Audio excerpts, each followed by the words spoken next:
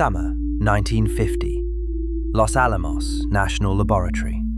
New Mexico, high desert. 4 scientists walk to lunch at the Fuller Lodge canteen. Edward Teller, Emil Konopinski, Herbert York, and Enrico Fermi. They've been talking about a New Yorker cartoon. Flying saucers stealing public trash cans. The conversation drifted. Then, in the middle of lunch, Fermi looked up and asked one question. Where is everybody? Tonight, on the Fermi Files.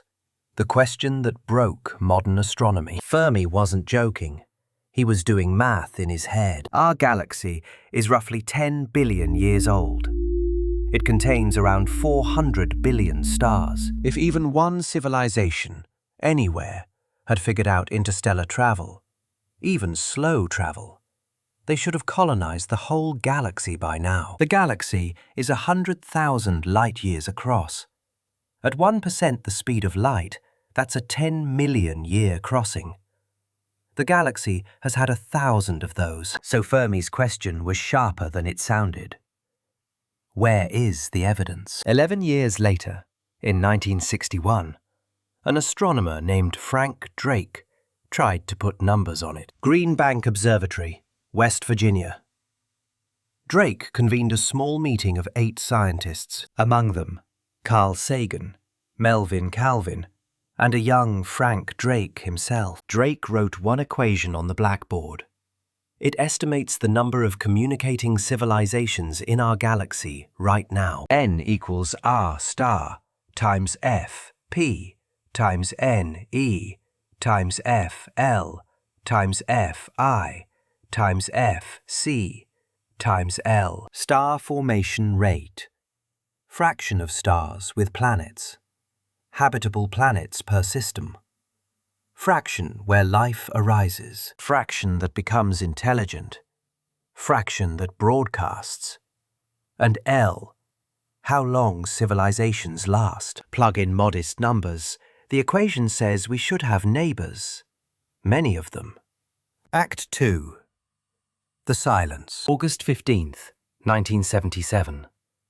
The Big Ear Radio Telescope at Ohio State. A computer printout records a 72-second burst from the constellation Sagittarius, 30 times louder than background. The astronomer on duty, Jerry Eman, circles it in red pen and writes one word in the margin. Wow. It has never repeated. In 48 years, nothing. The wow signal remains the strongest, unexplained narrowband signal SETI has ever recorded. One burst, one time. Since then, the search has scaled up dramatically. The Allen Telescope Array, the Green Bank Telescope, Breakthrough Listen. Breakthrough Listen alone has surveyed over 1,300 nearby stars across 1 to 12 gigahertz. Result? No confirmed technosignatures. The James Webb Space Telescope, launched 2021, can now sniff exoplanet atmospheres for biosignatures. It has examined targets like TRAPPIST-1, K2-18b, and dozens of sub-Neptunes. As of 2026, nothing conclusive. Here's the part that gets uncomfortable. Compared to the size of the galaxy, the search volume is tiny. Jill Tarter put it this way: SETI's total search to date is equivalent to dipping a drinking glass into the Earth's oceans and concluding there are no fish. So the silence is real. But it might be a silence of scale, not a silence of absence. Or it might be telling us something much worse. Act 3. The Explanations. 1998. Economist Robin Hanson proposes the Great Filter. Somewhere between dead rock and galactic civilization, there is a step almost nothing gets past. A filter. The terrifying version. The filter is in front of us.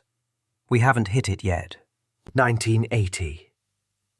Physicist Frank Tipler argues self-replicating probes, von Neumann machines, could colonize the galaxy in 1 million years. His conclusion: the absence of those probes implies the absence of senders. The berserker hypothesis adds a darker twist, that some civilizations build hunter-killer probes. 2008. Chinese novelist Liu Cixin publishes The Dark Forest. His thesis: in a universe where you can't verify intent and one strike can sterilize a planet, silence is survival. Every advanced civilization hides. 2000. Paleontologist Peter Ward and astrobiologist Donald Brownlee publish Rare Earth. Their argument: microbial life may be common. Complex, intelligent, technological life requires a chain of accidents. Plate tectonics, a stabilizing moon, Jupiter shielding us from comets. That's vanishingly rare. 1973. Radio astronomer John Bohr publishes the zoo hypothesis. The galaxy is full. They know we're here. They've agreed not to interfere. We're a wildlife preserve. They observe from the trees. No hypothesis on this list is proven. Each is consistent with the evidence. That is the actual state of the problem. 5 answers. Each one rewrites our place in the universe. 75 years after Fermi looked up from his lunch, the question is still on the table. Where is everybody? Every Fermi Files video from here is one more attempt to answer it. Cold cases, declassified files, cover-ups, the documented record. Next file, the Great Filter.